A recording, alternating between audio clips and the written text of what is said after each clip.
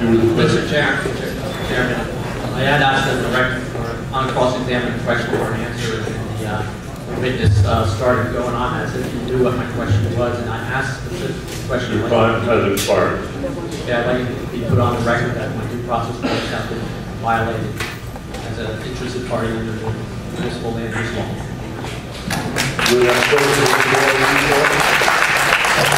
Are you stating you're an expert in municipal land use law?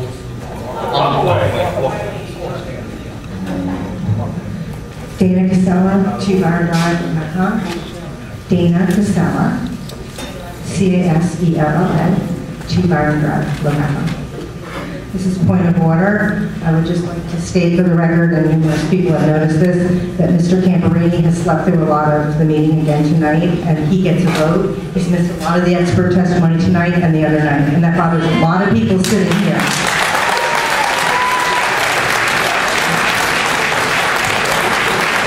We've watched him, his head's been nodding back and forth. He's probably a very nice man, but he's sleeping through testimony that matters to us. And you should care that he has a vote and he hasn't heard.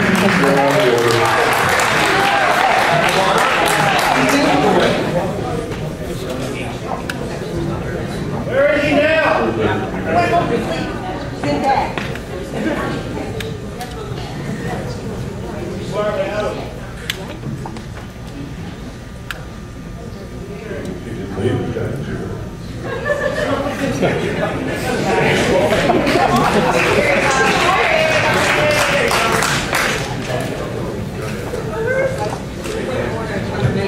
The record that Mr. Camperini has not been up here for the last 5 minutes.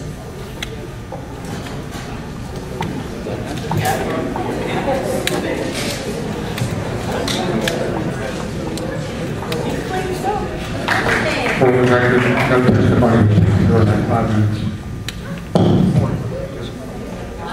Yes, there was. You're striking that? 2 of us spoke. I'll speak again.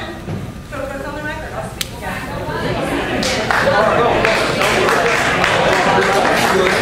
She took down my information. Are you going to speak? It's, you typed it in, right? You were typing. It's on the record. Okay, you said it was. All right, thank you. Are you advising her also? No, I wasn't listening to them. It's on the record. What's the question? I'm asking you, are you advising her also? No, she asked me a question. I have the right to answer her question. I'm not giving her legal advice. In fact, one of the witnesses wanted me to do something for her. I don't know that. That's why I'm asking you. Are you giving her legal advice? Of course not. Okay, well, sit down. What are you asking for? You know that.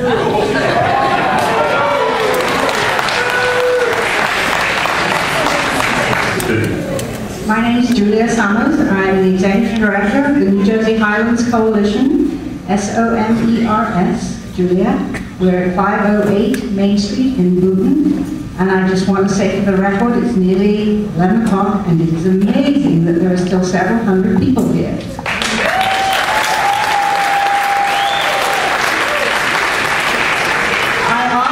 An incorrect question. I've asked the wrong witness earlier when I was asking questions.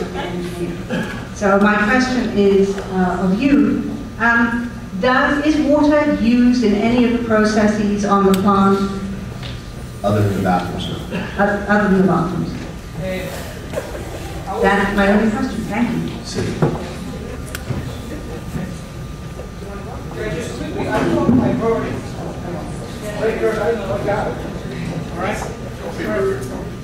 Olszewski at 48 J Lane, Bullpen. I think you guys stated that you need water for dust, to fight the dust. I didn't say that. I don't know who said it, but someone said it. You would use water to dust? No, water is an option as a dust measure, but it would come on a water truck if you had a dust problem, which we're not going to have a dust problem if we're paving the whole site. Somebody said how you control dust on the property, and it was mentioned that you guys would water the stuff down. I didn't test That's it. it. I didn't test it. And while I'm standing here, wondering if you never operated an asphalt plant in New Jersey or wherever, how can you be an expert? I've worked around asphalt plants all my life. Doesn't matter.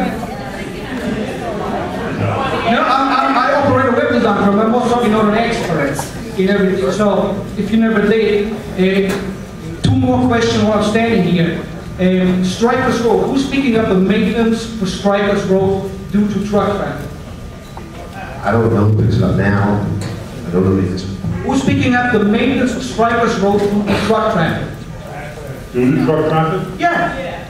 There's no specific ordinance in the town, it's just specifically But if truck traffic. 200 trucks trip a day on that road, if it breaks, and it has been broken all the time, who picks it up? Who picks up the bill for it?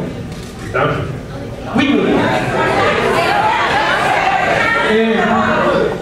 With except the tax revenue which you guys claim to bring in, I have one last question for you guys.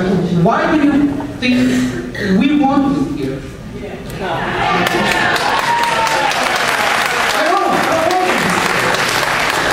I would object to the question. The question is not whether certain individuals object or not object. The question is whether we comply with the ordinance. This is not a public referendum.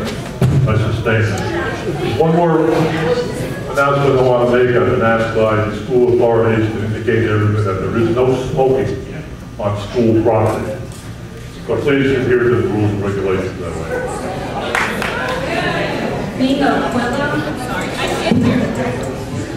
Main Aquila, Main M-I-N-G, last name A-Q-U-I-L-A, A-Q, Queen, A-I-L, 1325 Eagles Nest Court, Lopac. Quick question for you. Sure. You said that you have never really managed a manufacturing site, asphalt manufacturing site, but you work in the asphalt industry for many, many years. Is that correct? Yes. And you also say in the previous testimony that you assure, very, very sure, very confidently you answer that there will be no odor leaving the site. Is that correct? Is that your professional assessment or is it a fact? It's a requirement by ordinance, and yes, it's a fact. It's a fact. No odor whatsoever. It's a fact. Okay, so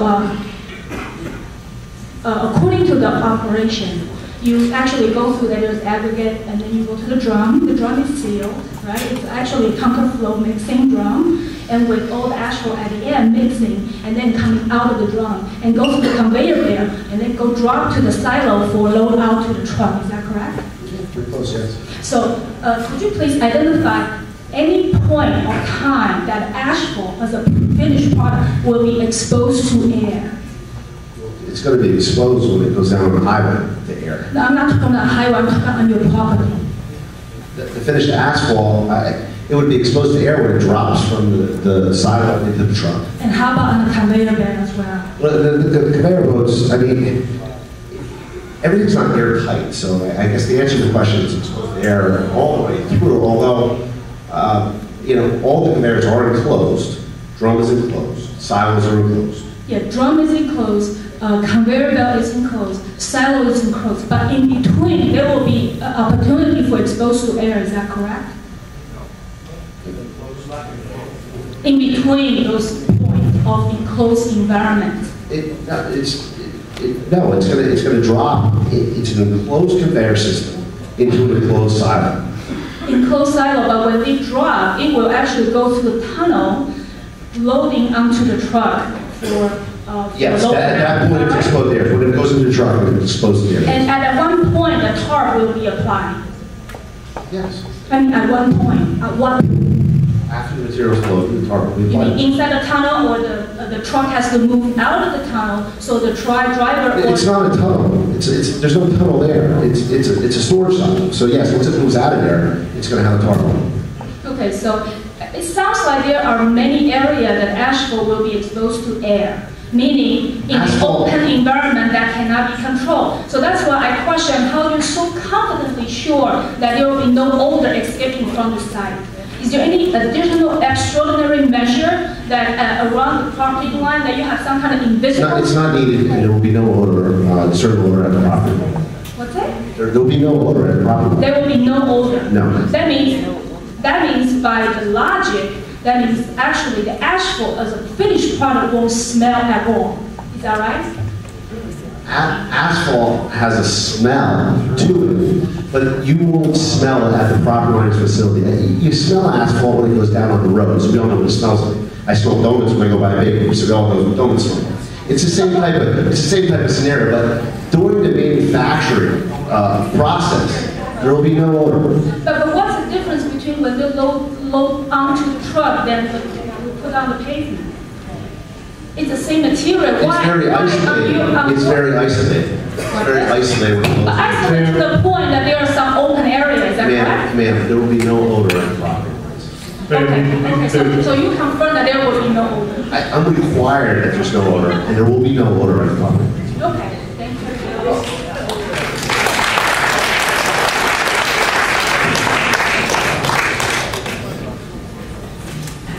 Karen Risco, 1202 Derby Circle, Lopatcong.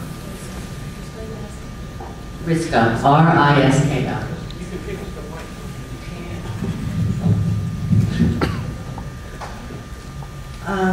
I asked a question earlier about the subdivision. Does your application includes the subdivision, correct? Yes. Okay. Is there any operational purpose for your application to have the subdivision? No. Then why is it part of your application? I didn't want to buy the whole 15 acres, so I only bought. I'm sorry. I didn't buy the whole property. I only wanted to buy 10. So the owner of the buy that owns the whole lot now, it's being subdivided. He's retaining that portion. I'm not. Why isn't it his application? Why isn't it his application then for the subdivision? As a matter of law, the purchaser under contract can apply and owner can apply. I wasn't part of the contract negotiations, but frequently an owner will say to the purchaser of the contract, it's your problem. You file the application, and under the law, they're an interested party and they're entitled to file the application. So then that meaning 5 acres, I believe, we're left with in that lower block there? Well, you're not left with anything. Excuse me? You're not left with 5 acres. No, I know, we have nothing, we're just citizens. You don't own the property. We're already aware of that.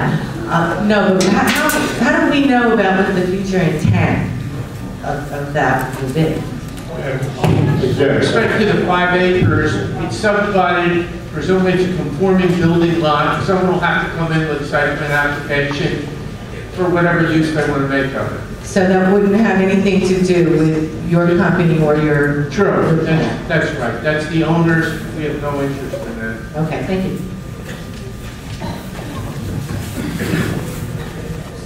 One more question, I'm sorry.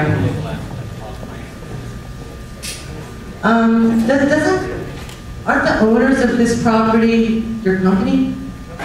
It's totally separate? The owners of the entire site? Yes. I'm a purchaser under contract. You're a purchaser under contract, so the owner of the entire site has nothing to do with your organization whatsoever? No. Okay, thank you.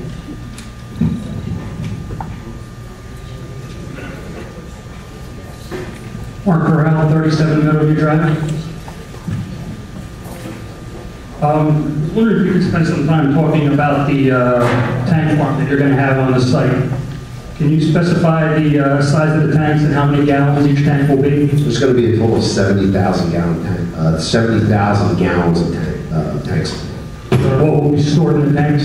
Asphalt cement. Sir, these questions have already been asked and answered, and you've asked a lot. I never asked any questions about the size of the tanks. Yes, you did. Real quickly. We're getting to a point here where it's getting so repetitious, it's off site of what we need to have information.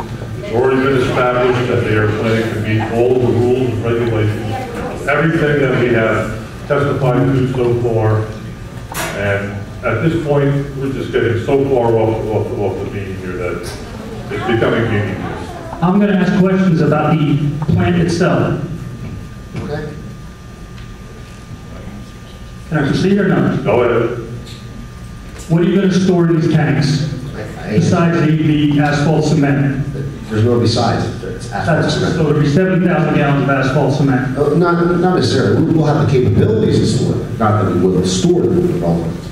Okay, the backup fuel for this facility was testified to be fuel oil.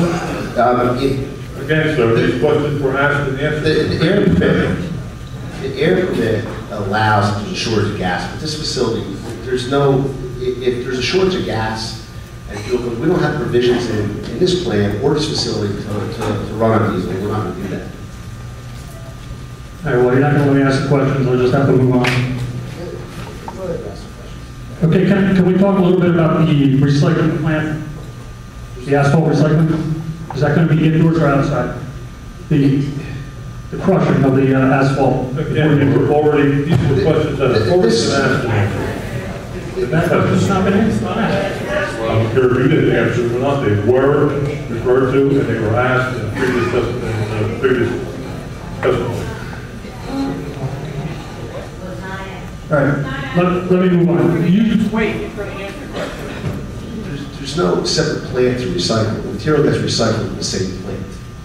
This plant actually has the capability without processing the material, without re-crushing. It's not going to be re-crushing. It doesn't have to be this plant, no.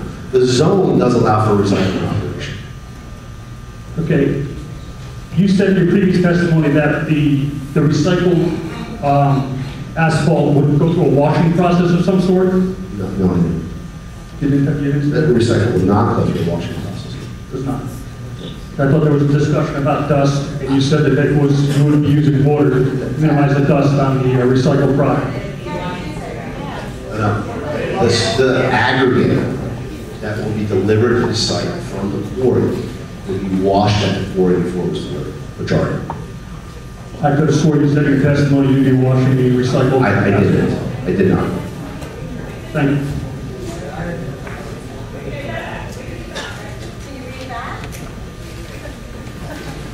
All right, let's close the next witness then.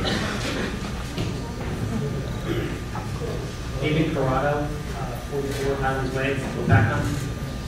I believe you testified before that you would be employing approximately 10 to 15 employees at this department? Yeah, I think I said actually 6 per shift. Okay, 6 per shift. And you mentioned some of these were going to be laborers and stuff like that. Would you be hiring directly from our community? Some people seem to think that's very important. I would hire qualified individuals from any community. Okay, could you give us like the mean wage of these workers? That's confidential to the business plan. Well, I think it's valid. Do we want jobs in this community? And that's what a lot of people are concerned about. It's irrelevant for this board. Okay, I'll move on. Can you, based on your business plan, can you estimate the tax revenue that this plan would generate for the fact? Again, sir, this board does not set tax revenue. We're not interested in tax revenue. This is an interest in the community, and this is presented as something that's positive to our community. I'm trying to If you want to determine what the tax return is on, you'll have to see the tax assessor. Find out what it's going to be assessed And I at. think he knows, he has an estimate of what he's going to make that year. And I would like to know how that's going to be reinserted. And it's not relevant to what I believe this it board is, has. because we're being told that all this is going to be repaid. I believe the range is $100,000 to $150,000 a year. In tax. Okay, are you, well, just to make it clear, there's about 8,000 residents in this community, and that makes up for about $24 a person. All right. So is that? That's it. These questions are going to be so far out of what this board is interested in. You will ask this position, doesn't know more. No, sit. Sit. All the next one. It's over. The next witness will be limited to a half hour of testimony. We've gone ridiculously so far.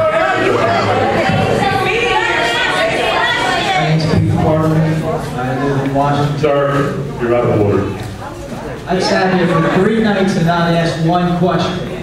He's going to be my neighbor. You haven't? He's sat here for 3 nights? 3 nights. Fine. Waiting for this guy to stand up. He's been up here 3 times now. I don't care. You're out of order.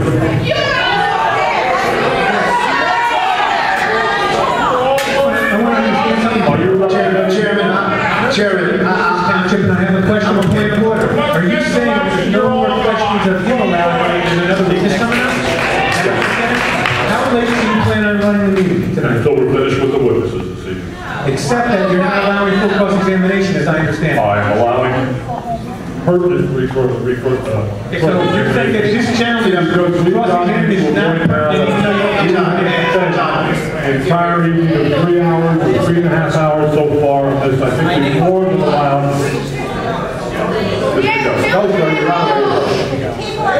I'll answer a couple more questions, Chairman, if you're not already answered. My name's Pete Fartleman, I'm from Washington. I'm going to be your neighbor, I'm Tech Conveyor, I'm one of the owners. Your fugitive dust from your 25-foot piles, how do you control the dust? There's going to be no dust, it's going to leave our property. The majority of material, again, I've answered this question, by the way, is going to come in wash. So there's going to, so fugitive dust is not going to leave our property. How do those 25-foot piles get built? What equipment do you use to build those piles with? They would get built with loading machines. Front-end loaders? Yes. Lifting and running up piles. And your wet the truck would actually back up on the piles and then... Well, they're certainly not going to back up 25 feet and dump. You're going to use a front-end loader to load the dust to the top of the pile and dump it. And aerate, we're not loading dust. Excuse me, the sand, the aggregate, both creating dust, drying out in the air as you aerate that material. I will have no fugitive dust. What does my company do? I build electrical panels. I will have no fugitive dust. If we could have between the questioner and the witness rather than to the public, would be maybe a little easier. Okay. Thank you for your input. No, seriously. Yes, seriously. Fugitive dust. Question for the board. I was told or I heard by this gentleman over here that the buffer was increased. How wide is your buffer from the end of your piles to the end of my property and our property line? It's a better question for the engineer. I mean, he would have those numbers. I'm sorry. Could I ask the gentleman up here? He established the buffer, I believe.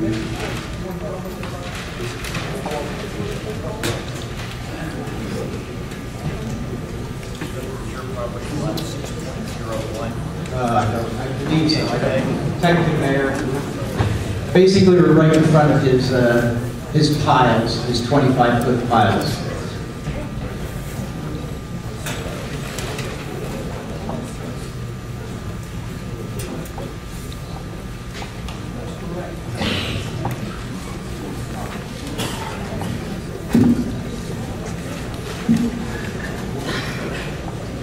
Could you locate me on your map? That's me right there.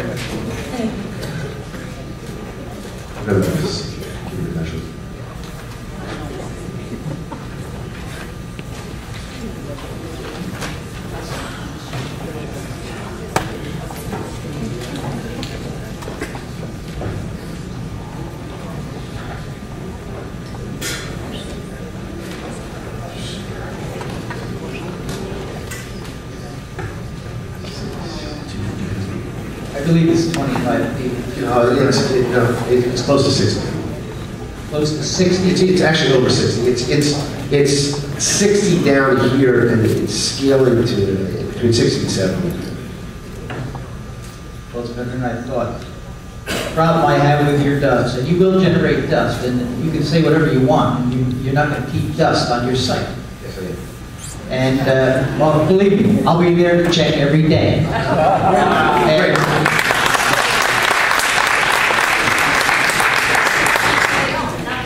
In your truck quantity, does that include the number of trucks you're going to bring in your raw material? Yes. And you're not going to be wetting that dust down at any time other than when it's brought in as raw material? It's going to come. Right, and eventually dry out. Evaporation. It does wash off. Right. Once it does evaporate, you're not going to do anything else on site to keep the dust down? We don't plan on having to do anything else on site because the dust is not going to leave our site. Okay. There are other dust measures that can be use if there were a hypothetical problem with dust, but I'm testifying that dust is not really recycled, and you don't need to install it. Okay, fine, no problem. I'll be there every day. Thank you. Every day. Great.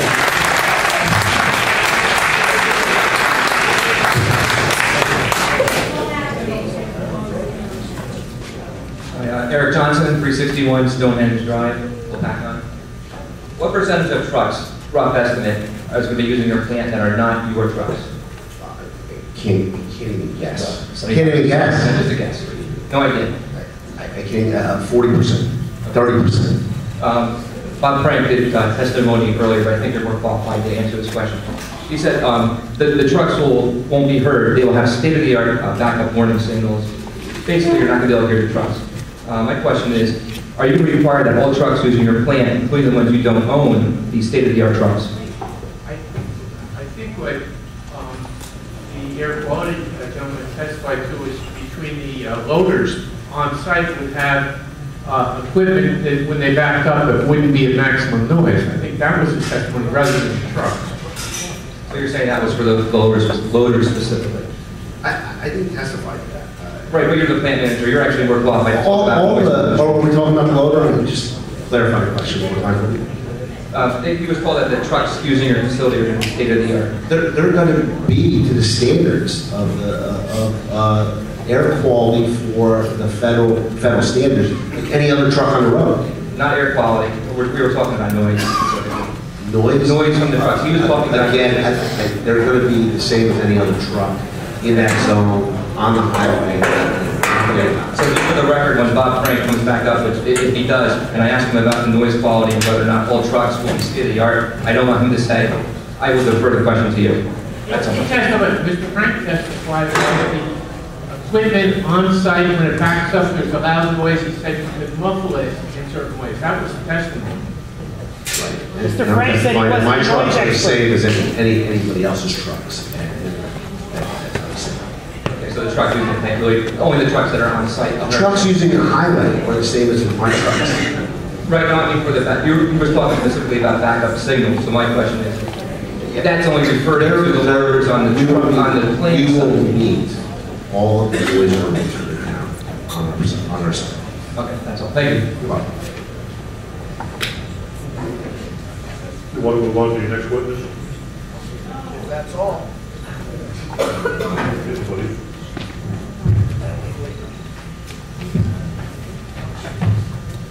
Just to be clear then, Mr. Chairman, Mr. Mitzak is done and he'll be excused as a witness, is that correct? That's correct. Our next witness is Mr. Walter Lubanecki. Yes, I do. Walter Lubanecki, Lubanecki. Thank you. Mr. Lubanecki, what is your occupation? I'm a professional engineer licensed in the states of New Jersey, New York, and Pennsylvania. Could you provide the board with a brief synopsis of your educational background?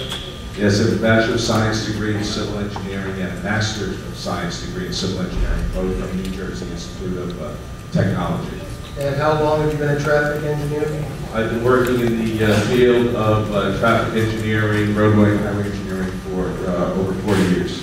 Have you appeared before planning boards or boards of adjustment in the state of New Jersey and been accepted as an expert in the field of traffic engineering? Yes, I have. Have you ever testified before this board and been accepted as an expert in the field of traffic engineering? Yes, I have. Mr. Chairman, I'd like to move to qualify Mr. Lubanecki as an expert in the field of traffic engineering. Without objection.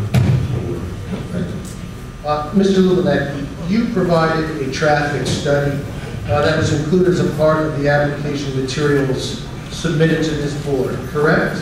That is correct. I provided the study that was dated September 13th, 2011, and also a supplemental study that was dated September 27th, 2011. To clear up what appears to be some confusion, when the plant is operational, the plant as proposed, how much traffic, how much truck traffic is expected to be generated per day? On the average of this plant, 50 round trips of truck traffic, that is 50 entering trips and 50 exiting trips on an average day. And peak? On a peak day, we have 150 entering trips and 150 exiting trips on a peak. So let's just be clear for clarification purposes. When you say 50 trucks, you mean that each truck will be entering and then exiting the facility, otherwise known as 50 round trips, correct? That is correct. Okay. Would you classify the traffic evaluations that you've done as a part of this application as a worst case scenario? Yes, I've classified as a reasonable worst case scenario. All my analyses analyze that those out into a reasonable worst case. And have you had the opportunity to review the review letter prepared by Mr. Sturgeon dated February 17, 2012? Yes, I did. In section 6.02 of that review letter, Mr. Sturgeon requested you to perform your evaluation of intersection impacts, assuming that only 50% of truck traffic goes to 78, as opposed to the 80%, which was testified to earlier. Have you performed that evaluation utilizing that 50-50 ratio Mr. Sturgeon requested? Yes, I did the initial evaluation at 80% of the truck traffic going to 78 and 20% going out to 57 through Strikers Road, based on the applicant's information. That's where I got those numbers. Again, based on Mr. Sturgeon's comments, we did the analysis in a conservative manner to show 50% going to 78 and actually 50% going to the Lopatcong intersection of 57 Strikers Road. So assuming then that only 50% of the truck traffic is destined for Route 78, as opposed to the 80% that you just referenced, what is the impact to the service level at the Route 57 Strikers Road intersection? Well, I analyzed for the 2 weekday peak hours, the AM and PM peak hour. There's really no denigration of the actual service level due to this particular site. In fact, there was an increase, however, in overall average control delay, which we measure intersection spot. In the AM peak hour, that increase in average overall delay is 0.6 seconds per vehicle. And in the PM peak hour, the increase in average control delay for the entire intersection overall is 1.9 seconds per vehicle. And again, speaking of that intersection, the Route 57 Strikers Road intersection, is it correct that the elementary school is near that same intersection? Yes, the elementary school is to the east of that intersection. What is the current AM peak traffic at that intersection, Route 57 and Strikers Road? And these are from recent counts that I counted as part of my study. Actually, personally did those counts. In the AM peak hour, we have a total of 805 total vehicles passing that elementary school, 66 of which are medium to heavy-size trucks that we would consider trucks in capacity analysis. In the PM peak hour, I counted 920 total vehicles. It's two-way traffic passing that school. 45 of those vehicles are the medium to large-size trucks that we would consider in capacity analysis. Sticking with the AM peak hour, what amount of traffic is likely to be added from the proposed facility during the AM peak period, again, using that 50-50 ratio? So what amount of traffic is likely to be added at that intersection and in front of the elementary school? Using the reasonable conservative analysis, or reasonable worst case scenario, we have a total of, in the AM peak hour, we have a total of 11 vehicles, 8 of which are trucks. And in the PM peak hour, we have a total of 7 vehicles, 4 of which projected to be trucks.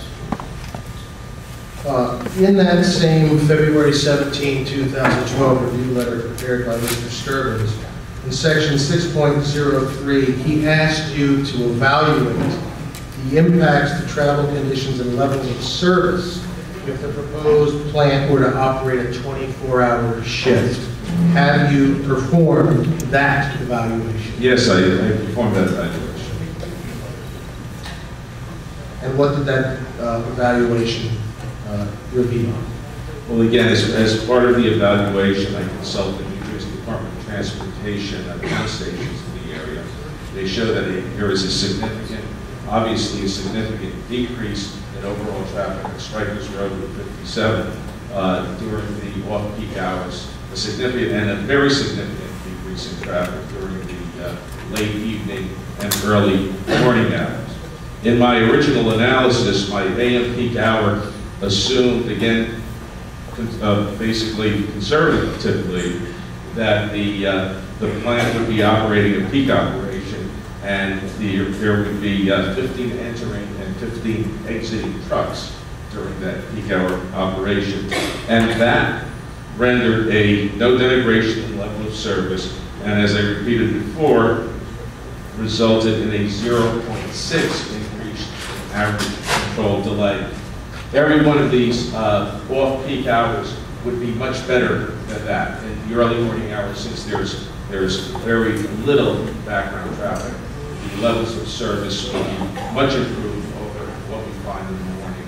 And even during the regular peak hours of the day, the levels of service would be much better than that in worst case. So given all of your evaluation and the responses to the requests for evaluation by Mr. Sturman, have you drawn a conclusion from a traffic engineering standpoint with regard to this application? Yes, from a traffic engineering standpoint, I feel that this application, or the traffic impact from this application, would be minimal on Strikers Road and also on the intersection of Strikers Road and 57. I have nothing further on the record at this time, Mr. Chairman. Thank you. Thank you very much. Any questions from the board?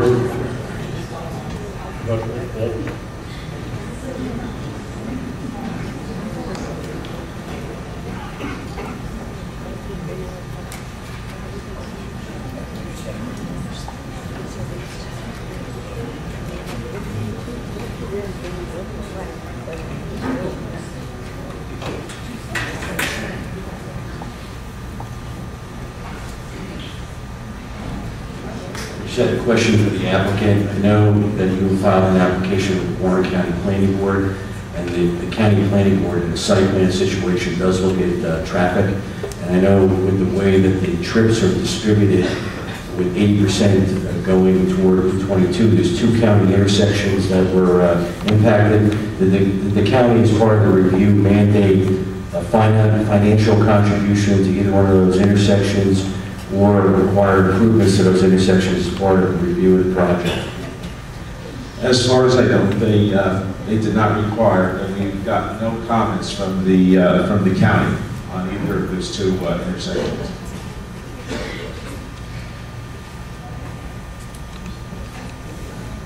Any further questions? If not, I'll open it up for 15 minutes of cross-examination of this witness.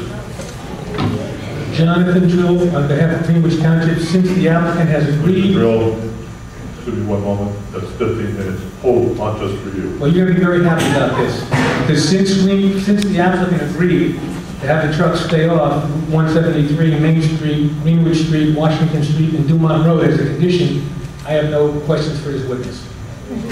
Thank you.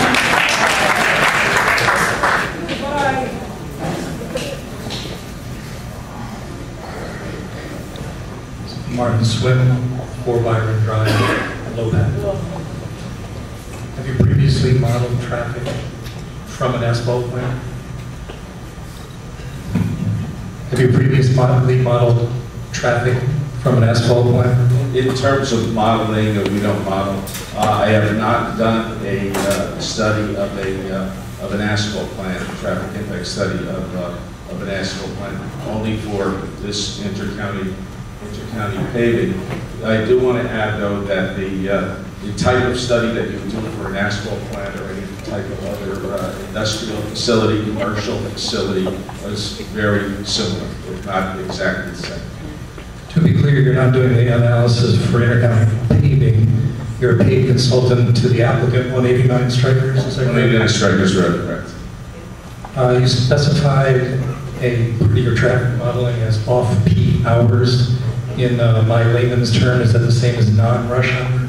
That would be non-rush hour. Yeah, it would be anything except for the peak periods, the AM peak period and the PM peak period, which I consider off-peak, which would be the rush hours or rush peak periods. Usually rush hours are 2 hours or so in the morning and probably a little more in the evening.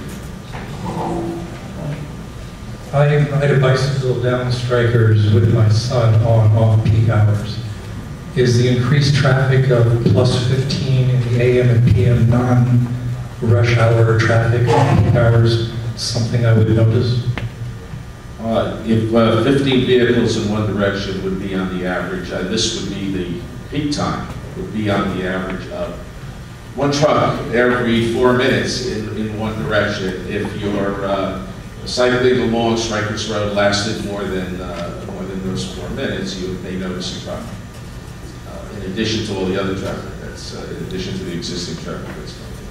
I believe, correct me if I'm wrong, but you modeled the off-peak hour increase as a +15 trucks? Well, you said the peak hour of the plant.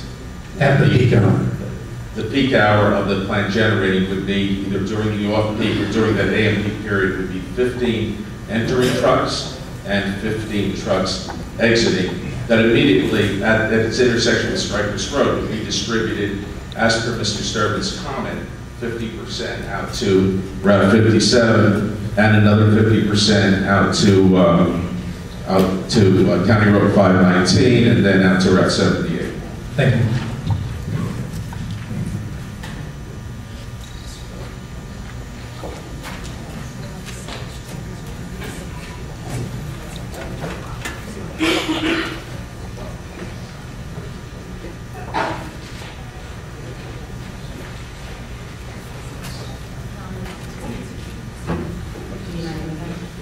Marla Endick, 10 Byron Drive, Lopatcong, New Jersey. Just a quick clarification, because during the first night of testimony, we had heard from Mr. Midzak, and I had asked him a series of questions about truck traffic. So I just want to ask you, if you could clarify for me, and I know you said it already, how many truck trips are we to expect on a daily basis? We are to expect 150 entering trips and also 150 exiting trips. So, what's going in is coming out. So if we add those together, that would be 300 in total, correct? That is correct. Okay, because Mr. Midzak had told me, and I guess he's not an expert, maybe he just didn't know, but he told me it would be 50 to 150, inclusive of all their truck trips, but it's not trips. It's 300 trips. And there's always confusion about this. People may mention 50 or 150, and they may be talking about round trips. That's why I make a point when I testify of saying over and over again 150 entering trips and 150 exiting trips. That's the way I like to present it, so there's no confusion. Right, and that's great for all of us here. Not as many of us here. We just got clarification on that. Unfortunately, for the people who were there the first night and aren't here now, they're thinking it's 150 truck trips, but now we've established it's 300. Okay, so maybe this was already asked. Can you predict how many trucks will be the average on a daily basis? And you may have already said this. Yes, we did. On an average, we said that there would be 50 on a daily basis entering truck trips and 50 exiting truck So trips. an average day would be a total of 100 truck trips. That is correct. Good, okay, just wanted to establish that for the record, thank you. And I don't know what happens in a case of one person giving testimony of one thing and then someone else something else. So, I don't know, I guess you guys will figure that out, thank you.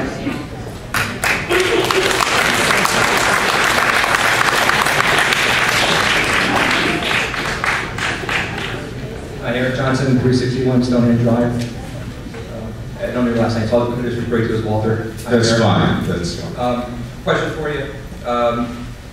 Would you say that the traffic study gives a good representative of the impact that the asphalt plant is going to have south of the plant, meaning at the 519 intersection and the Route 22 intersection? Absolutely, because what I did in my conservative analysis was to, when I divided the trips up into 50% going to Route 57 Strikers Road. I kept the 80% going to 519 and 78. So if someone were to look at the report, they would find 130%. That really amounts to a very conservative analysis.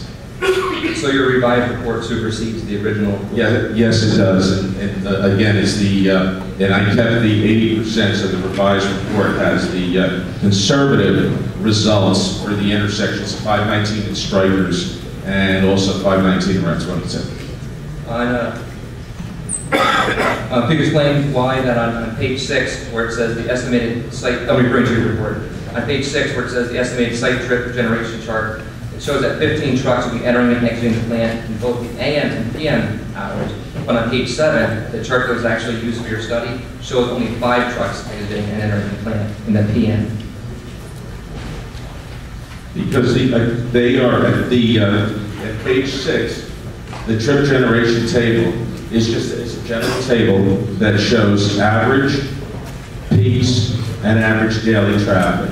What we did was, because of the inactivity, in a sense, of the plant, and because the operation of the plant, its inactivity during the PM peak hour, what I used for the analysis was the average peak hour trips for the PM peak hour. But for the AM peak hour, since that was a time period where the plant would be started as testified, I used the peak hour trips for the AM. Okay, that sounds okay, but that doesn't sound conservative to me. As an engineer, you always use the maximum value in each direction. Absolutely. Let's see, I'll repeat it here.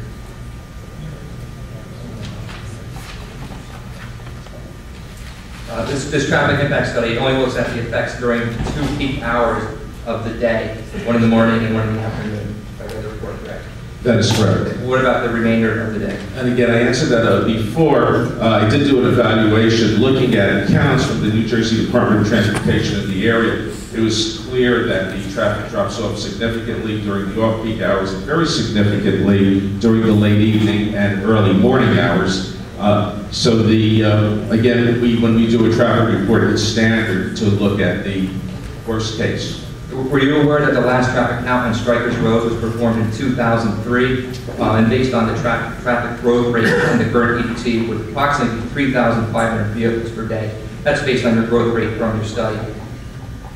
Well, I did a recent count. My counts were taken in June of 2011, and I counted the intersections of Strikers Road and Route 57. Also counted the intersection of Strikers Road and 519. So you did intersection counts? Yes, manual counts during the AM peak periods and the PM peak periods.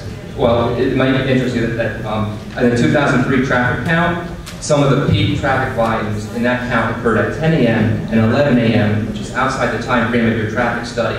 Do you have an opinion about that? Well, first I'll let you know, what are you referencing? This is a traffic count from Warren County in 2003. I can show it to you if you want. I had received it from them. And that particular count is at what intersection? That is a count on Strikers Road. Is an actual traffic count. It's not an intersection, so that is an actual traffic count. Again, using the New Jersey Department of Transportation counts, and there are various count stations, we have come up with clearly the peak periods. Sometime in the morning, from let's say 7 to 9, 6:30 to 9 in the morning. And it could, on any given day, it's still over to 9:30, and we've come up with a PM peak period of 3:30 to 6 o'clock. When was the year of the DOT count? What's that? The year of the DOT count. So the years of the DOT counts are a little more recent than the 2003. Some are 2007. Again, I've got them here. I can go over the dates, but they are the most recent DOT counts. So 3,500 vehicles per day is a total ADT count. That's in the range of Strikers Road. I believe it is in the range. Hypothetically, and this is an average, I know, if the asphalt plant results in 200 trucks per day, increases Strikers Road, 200, not being the minimum, not being the maximum, somewhere in between. The trucks at the asphalt plant alone would produce 5.7%, would be the truck traffic from the asphalt plant alone, which is greater than the average classification for an urban minor arterial road. Do you agree? Well, the asphalt, again, Well, you said two. First of all, just to be clear, when you say the 200 trips, you're saying 100 entering and 100 exiting. That really isn't, if you want to take the average, we've already established the average is 50 entering and 50 exiting. That includes the lowest and the peak, averaging everything out. So clearly, you've got to use the average of 50 entering and 50 exiting when you consider any type of analysis. Okay, based on your traffic impact study, during the 2 peak hours of the day, which is in your report, the percent increase, the amount of truck traffic would be 68%. Wouldn't you say that's a significant impact? It would be 68% over the current truck ADT count. It's a 68% increase of trucks using that road. Wouldn't you say that's a significant impact? It's from a capacity point of view, it's not a significant impact, no. From a capacity point of view, it is, because the way that the trucks maneuver and the existing traffic that's on the road. Capacity aside, it has the potential to change the characteristic of that road, that kind of percentage. Again, when you say capacity aside, I can't put capacity aside because the whole traffic impact study is based on capacity. It sounds like it should be 68% would. Does your study take into account the additional trucks beyond what is assumed for asphalt delivery? Meaning like the recycling trucks, the miscellaneous trucks? Absolutely, yeah. These trucks, when we say trucks, these are total trucks entering and exiting the plant. These are trucks with the asphalt loads coming out, trucks coming in, some empty, some bringing in material. It's total trucks. The recent fatal collision between the dump truck and school bus, I can't help but ask, has there been any studies done or recognizing what the asphalt plant truck traffic could do as an accident report? In terms of a particular study, no, and there would be, in terms of these amount of trucks, compared to trucks from other facilities, trucks from any commercial type facilities as a shopping center or whatever, it clearly wouldn't make, from a professional point of view, wouldn't make me do any type of study. It wouldn't warrant, these number of trucks would not warrant that type of study. Again, we're talking about a generation during the peak hour, directionally of really single digits. In your report, you mentioned that the Route 57 intersection, you witnessed a traffic backlog when the train came by. You noticed what happened at that traffic backlog? Yes. Did the car do U-turns? What's that? The vehicles did U-turns to go the other direction? I can't say. I was, from my point of view where I was counting, I couldn't see anyone doing a U-turn. If they were delayed a couple of minutes, I wouldn't be surprised if someone did. I know these parts of it. I've done it. Does your study include the arch bridge at Route 519 that has a posted flow clearance of 10.6, which will not allow dump trucks to pass under it? Yeah, absolutely. We did not assign, we did not assign any traffic to that route. That route would be downstrikers having to make a left at 519. And why would they? Because they'd have easier access to 57 directly at Strikers Road 57. So what happens to the southbound trucks trying to cross that road when there is a train? Where do they go? Does your study take that into account? Absolutely. They wait till the train passes.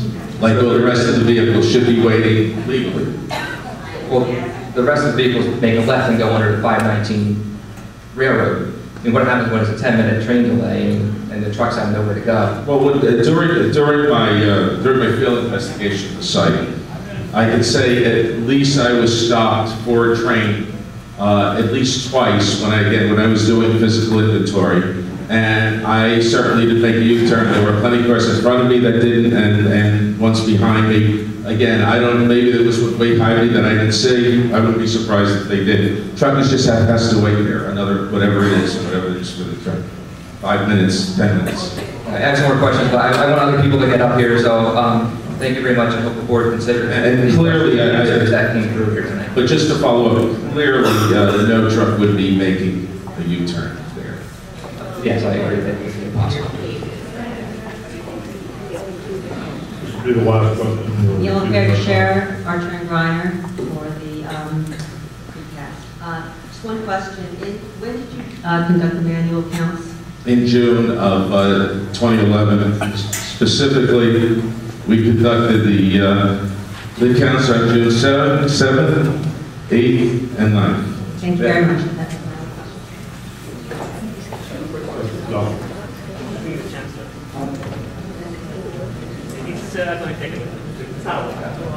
It's just simple stuff.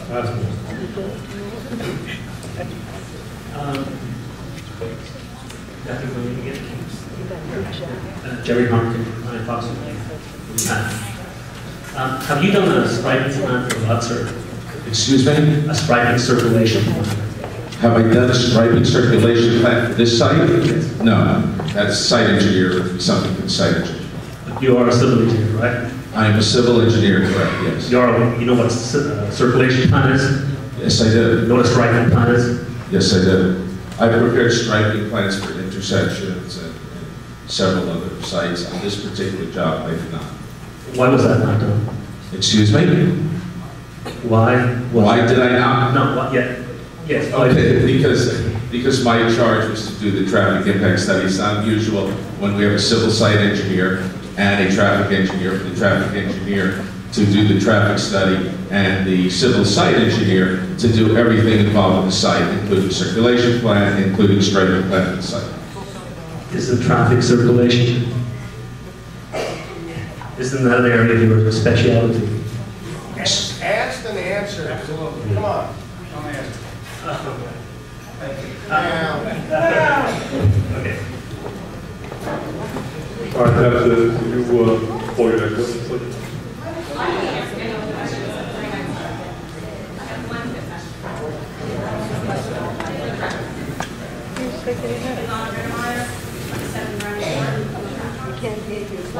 Sorry. R-E-I-T-E-M-E-Y-E-R. You had stated that the traffic study was done June 7th, 8th, and 9th of 2011?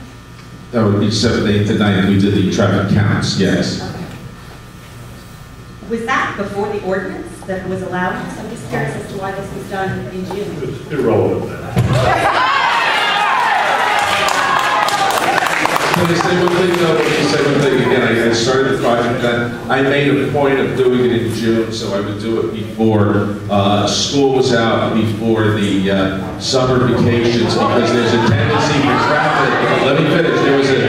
There's a tendency for traffic to decrease significantly during the summer months, and I wanted to make sure that I got the most conservative traffic data for this study. But in June, I didn't think asphalt plants were allowed in our town. Right.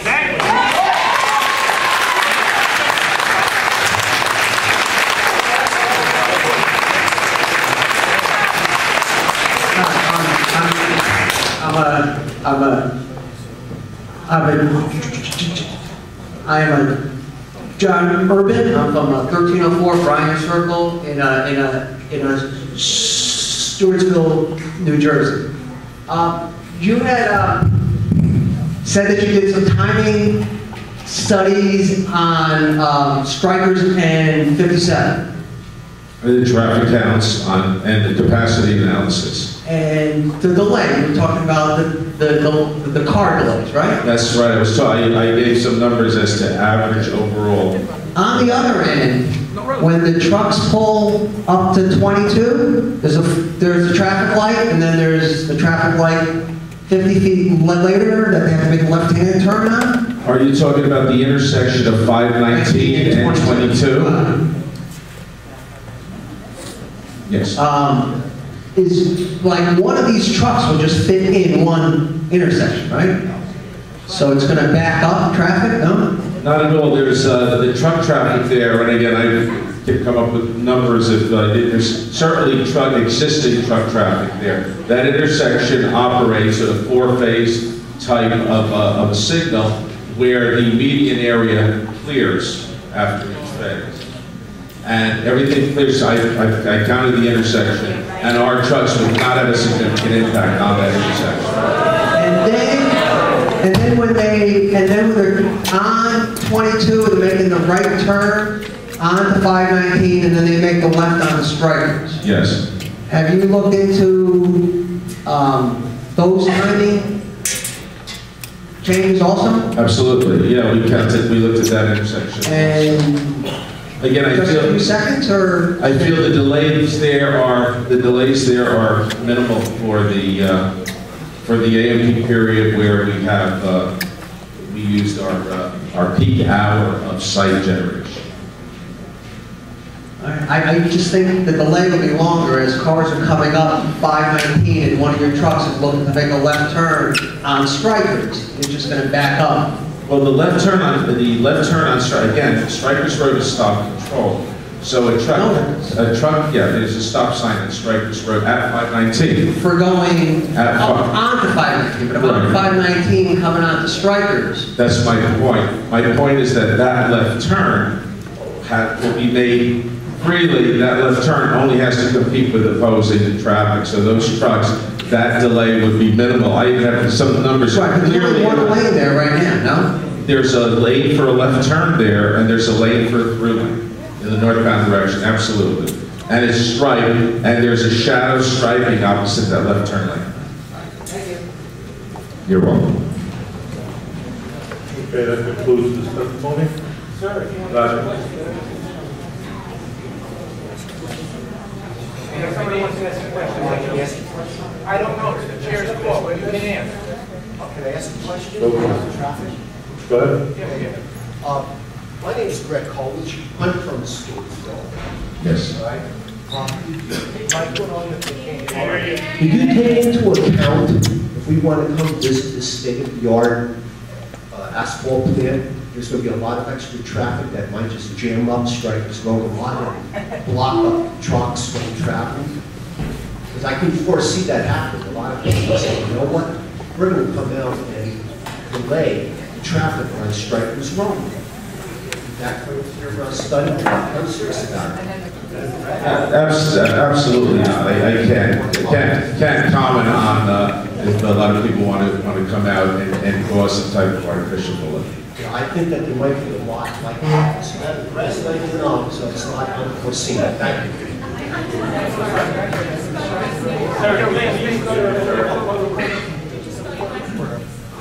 K-O-L-U-C-H. Hi, Susan Haley, 68 Overlook Drive. I think I have the right expert. As opposed to